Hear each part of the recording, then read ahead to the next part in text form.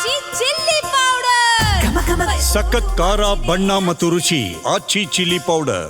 ಸರ್ಕಾರಿ ಜಾಗದಲ್ಲಿ ಅಕ್ರಮವಾಗಿ ಮನೆ ನಿರ್ಮಿಸಿಕೊಳ್ಳುತ್ತಿದ್ದವರ ಮನೆಗಳನ್ನು ತಾಲೂಕಾಡಳಿತ ನೆಲಸಮವನ್ನ ಮಾಡಿದೆ.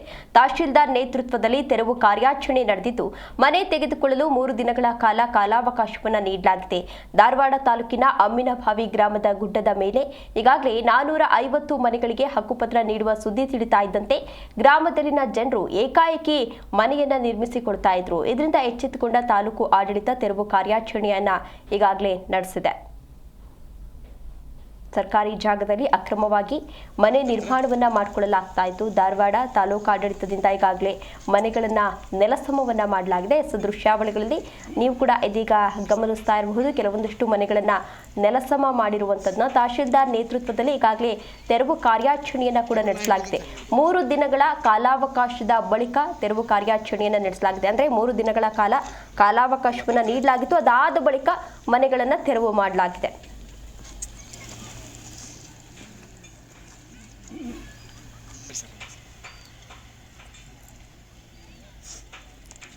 ಇದೇ ವಿಚಾರಕ್ಕೆ ಸಂಬಂಧಪಟ್ಟಂತೆ ನಮ್ಮ ಪ್ರತಿನಿಧಿ ವಿಠಲ್ ಕರಡಿಗುಡ್ಡ ಅಲ್ಲಿನ ಸ್ಥಳೀಯ ಜನರ ಜೊತೆ ಮಾತುಕತೆ ನಡೆಸಿದ್ದಾರೆ. ಬನ್ನಿ ನೋಡ್ಕೊಂಡ್ ಬರೋಣ.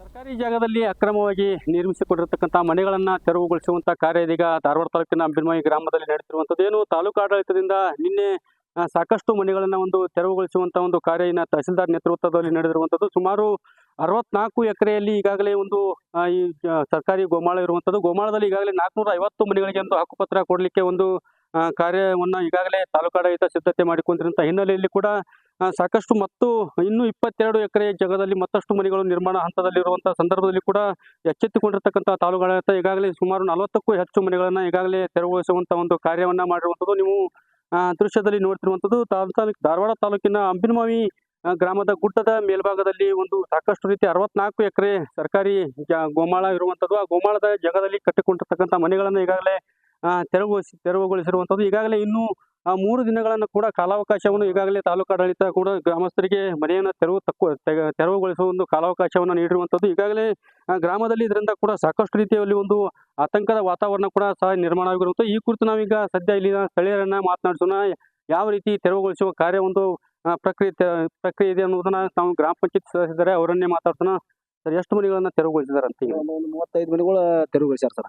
ಇನ್ನು ಮುಂದೆ ತೆರವುಗೊಳಿಸು ಇನ್ನೂ ಇದ್ರಾಗದಾರೆ.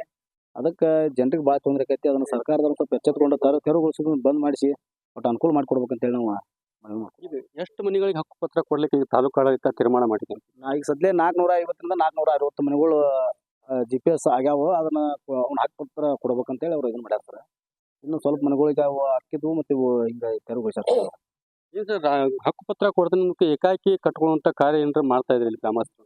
ಇಲ್ಲ ಸರ್, ಹಂಗೇನಿಲ್ಲ. ಅವ್ರು ಆಲ್ರೆಡಿ ಅವು ಹಳೆ ಮನೆಗಳು ಇದ್ದಂತ ಮನೆಗಳು ಏನಾಗ್ಯಾವ 25-30 ವರ್ಷದಿಂದ ಇರೋದ್ರಿಂದ ಅವು ಬಿದ್ದಿದ್ರಿಂದ ಅವನ ಒಳ್ಳೆ ಹೊಸ ಕಟ್ಕೊಂಡಾರೆ ಅವ್ರು. ಅದು ಬಿಟ್ರೆ ಮತ್ತೇನಿಲ್ಲ, ಅಷ್ಟೇ ಸರ್. ಇನ್ನೊಬ್ರು ಗ್ರಾಮಸ್ಥರಿದ್ದಾರೆ, ಅವರನ್ನೇ ಮಾತಾಡ್ಸೋಣ. ಸರ್, ಈಗ ಎಷ್ಟು ಮನೆಗಳನ್ನ ಇಲ್ಲಿ ತೆರವುಗೊಳಿಸಿದ್ದಾರೆ ಅಂತ ಮತ್ತೆ ಏನ್ ಹೇಳಿದಾರೆ ನಿಮ್ಮ ತಹಸೀಲ್ದಾರ್? ಇಲ್ಲಿ ತಹಸೀಲ್ದಾರ್ ನೋಡಿದ್ರೆ ಈಗ ಅವರು ಕಾನೂನು ಪ್ರಕಾರ ಅವ್ರದ್ದೇನು ಕೆಲಸ ಅವ್ರು ಮಾಡ್ಲೇಬೇಕಾಕೈತ್ರಿ. ಅವ್ರ ವಿರುದ್ಧ ನಾವು ಹೇಳಕ್ಕಾಗಲ್ಲ. 35ರಿಂದ 40 ಮನೆ ಕೆಡವ್ಯಾರ. ಅದಕ್ಕೆ ಅದರ ಸಂಬಂಧ ತಹಸೀಲ್ದಾರ್ಗಾಗಲಿ ಉಪಾಧಿಕಾರಿಗಳಿಗಾಗಲಿ ಇಲ್ಲಿ ಇದ್ದಂಥ ಕಡು ಬಡ್ರಿಗೆ ಇಲ್ಲಿ ಇದ್ದಂಥ ಮನೆಗಳಿಗೆ ಅವ್ರಿಗೆ ಎಲ್ಲಿ ಹೋಗ್ಬೇಕು ಏನು ಮಾಡ್ಬೇಕು ಅನ್ನೋದು ದಿಕ್ಕು ತೋರಿಸಲಂಗೆ ಆಗೈತ್ರಿ ಅವ್ರಿಗೆ.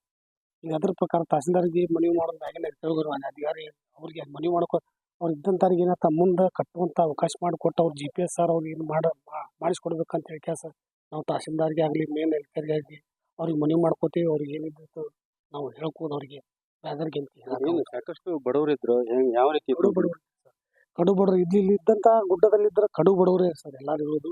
ಶ್ರೀಮಂತರು ಯಾರಿಲ್ಲ. ಅದ್ರ ಸಂಬಂಧ ಅವರು ಹೋರಾಡ್ತಾ ಇದ್ದಾರೆ, ಆಳ್ತಾ ಇದ್ದಾರೆ. ಎಲ್ಲಿ ಮಲ್ಕೊಳ್ಳೋಕೆ ಜಾಗ ಇಲ್ಲ, ಏನಿಲ್ಲ. ಈಗ ಪರಿಸ್ಥಿತಿ ಗಂಭೀರ ಆಗಿದೆ sir.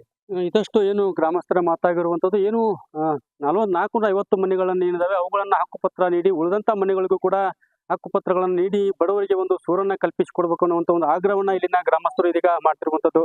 ಧಾರವಾಡದಿಂದ Vithal Karadigudda, G Kannada news.